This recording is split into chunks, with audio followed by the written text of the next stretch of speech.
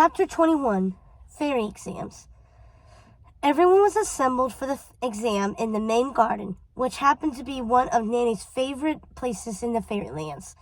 The fountain statue was fashioned in the image of Nanny's old friend, King Oberon, a large, imposing tree with a kind and wise face.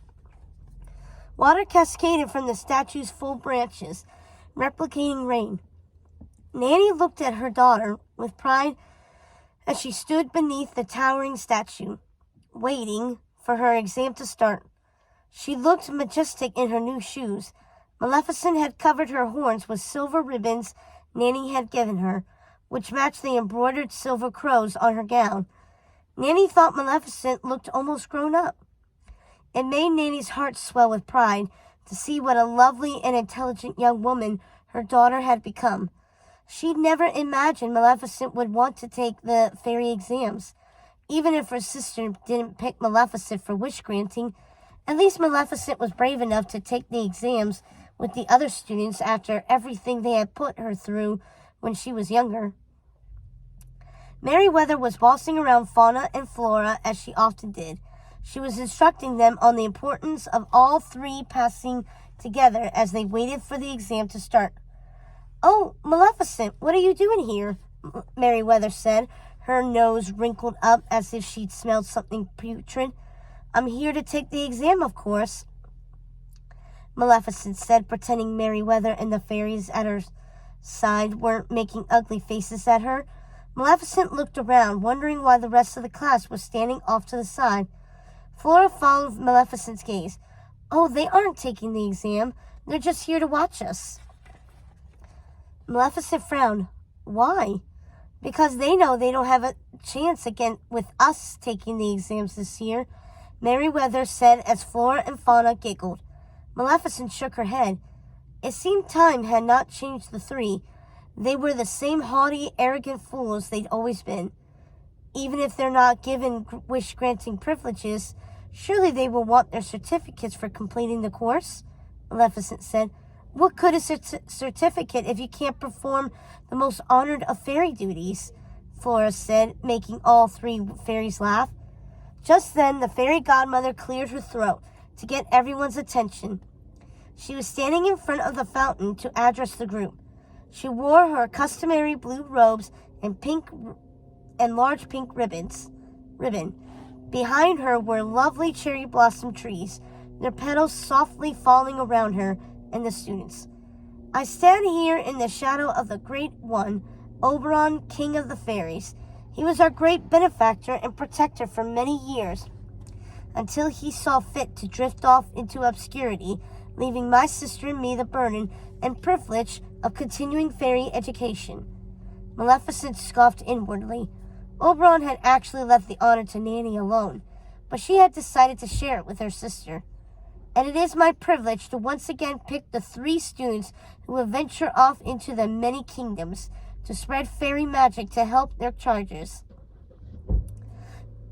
Young women and men in need of our special brand of magic.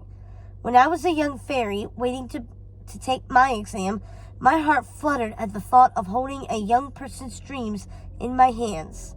It is a great responsibility and an honor that must not be taken lightly. Only the best of us are granted this status, those of us who are truly good and good of heart." Maleficent felt a pain in her stomach as the fairy godmother said those last words, "good of heart." Of course, there are other very honorable, important vocations for the fairies who aren't granted status.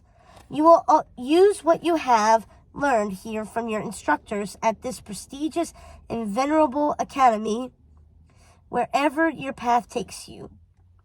The fairy godmother paused, smiling at all her students. "And with that, we shall begin our exams. Each of you will be given a young charge who needs your help. He or she will present you with his or her problem, and it will be your job to figure out the best way to help. You must choose the kind of magic best suited to his or her needs. Remember, even though this is only an exercise and the young men and women standing in for your charges are only here for the purpose of the exam, your magic is still binding. So please, do use caution. And whatever you do, please refrain from using harmful magic." The fairy godmother looked right at Maleficent when she said harmful magic. She might as well have punctuated the sentence with Maleficent. Nanny and the fairy godmother created a series of paths, each spinning out in a different direction. Fauna and Flora grimaced at the idea of having to take their paths alone, without their friend Merryweather to help them. "Fairy godmother, can't we do the exam together?" Flora asked. "The three of us, Fauna, Merryweather, and I?" The fairy godmother thought about it for a moment. "It's not the custom by any means, but I don't see the harm." Nanny objected. "If Flora, Fauna, and Merryweather take the exam together, then they should be counted as one fairy. Should they perform highest in the class, their wish-granting status should be granted to them as a group. Therefore, 2 other fairies should be elected as well." "Well, I'm not sure." The fairy godmother's voice trailed off, but a demure, golden-haired fairy dressed in sparkling blue spoke up. "I would like to take the exam then," the fairy said softly. Maleficent smiled at the fairy in blue. "Then you should. Come stand by me." She looked at the other students who had just been there to watch. "Everyone who wants to take the exam should.